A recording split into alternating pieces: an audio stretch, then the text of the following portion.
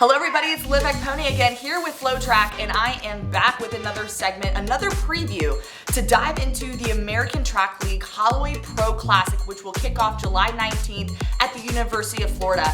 And you guys, when I saw the start list and the athletes that are entered into this meet, it got me super excited. So I'm here to break everything down for you to make it easier for you to see what you should expect on Friday.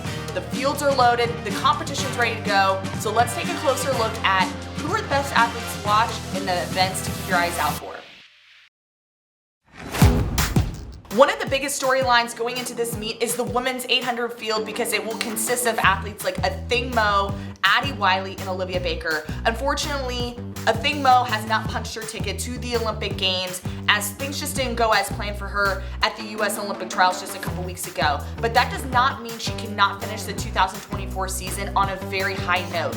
She actually debuted her season at the Olympic trials, where she ran a 158 in the semifinals, but she also has a personal best of 154, which she actually ran to break the American record at last year's Prefontaine Classic. Addie Wiley is looking to bounce back after she finished 6th at the Olympic trials in her semifinal heat. She actually competed at the Ed Murphy Classic, where she ran a best of 158. Also, who was in that race was Olivia Baker, who has just been doing extraordinary things since the indoor season. She finished second to Addie Wiley in that race with a 159 in the 800 meters. So when you have Athing Mu, Addie Wiley, and also Olivia Baker, all three of them in this mix, we can see something extraordinary fast. One of the big names going into this meet is the one, the only, Quincy Wilson, and as I like to call him, King Quincy. This kid has become the youngest track and field athlete in history to make the Olympic team. He punched his ticket to be into that relay pool for Team USA. He's just 16 years old. He goes to the Bullis School out in Maryland. And my thing is, let's just take a step back. So let's start with the indoor season.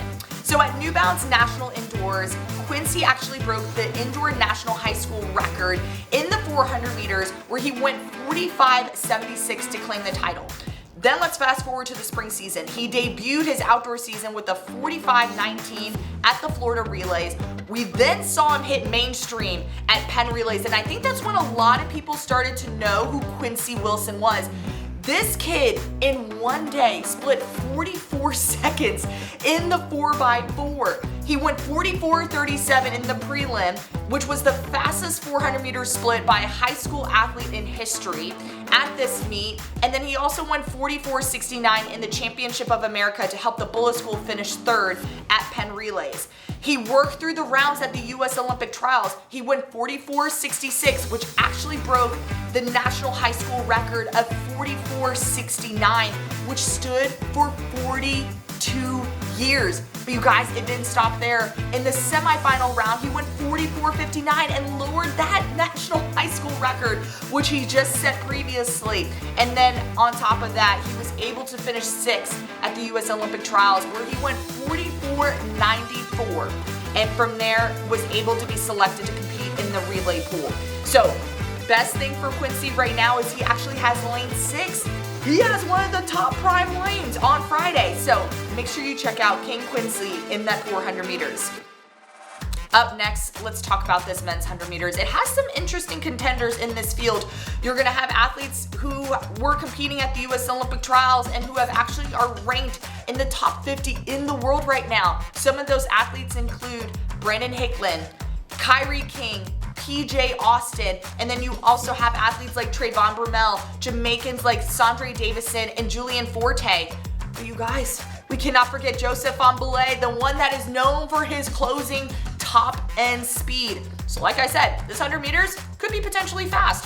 When you're just looking at the world rankings right now, Brandon Hicklin has ran a 9.94, which sits him at number 14. Kyrie King is number 21 in the world, where he went 9.97. And then PJ Austin is ranked 41st in the world, where he went 10.02. Trayvon Bromell has been battling injuries over the last couple of years, and I'm just super excited to see him step onto that track and actually get some competition underneath his legs. He only has competed in 3 races this outdoor season, but his fastest time was back in April where he went 10:14. Now I want to switch gears and talk about Joseph Fahnbulleh, who has gone 10:07 this outdoor season. He also is the African champion in the 100 and the 200 meters, where he went 10:13 in the 100 and 20.25 in that 200 meters. Then you also have the Jamaicans, as I mentioned before, Sandre Davison and Julian Forte, who have both gone 10 flat. So how many athletes can we see break 10 seconds in this 100 meters?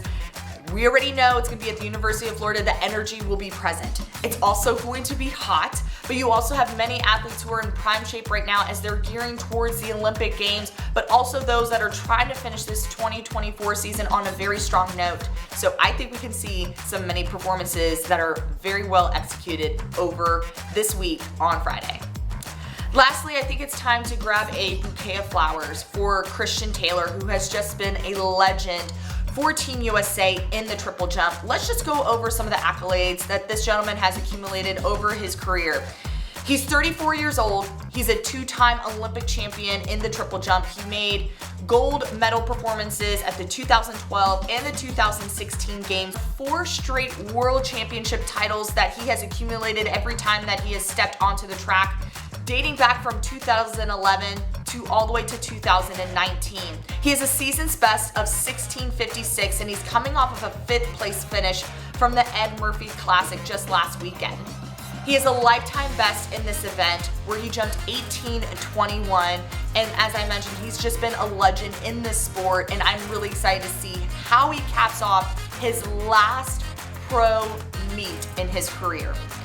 But you guys, that is not all. I know I just breezed through a couple of the top names, the top events to just look out for, but there's future Olympians that will also be contesting at this meet in Florida on Friday. Some of those athletes include Anna Hall, who will be in the 200 meters and the long jump, Jasmine Moore in the triple jump, Trevor Bassett in that 400 meters. We're used to seeing him in that 400 meter hurdle race, but I can definitely see him trying to get some more speed as he looks forward to competing at the Paris Olympic Games.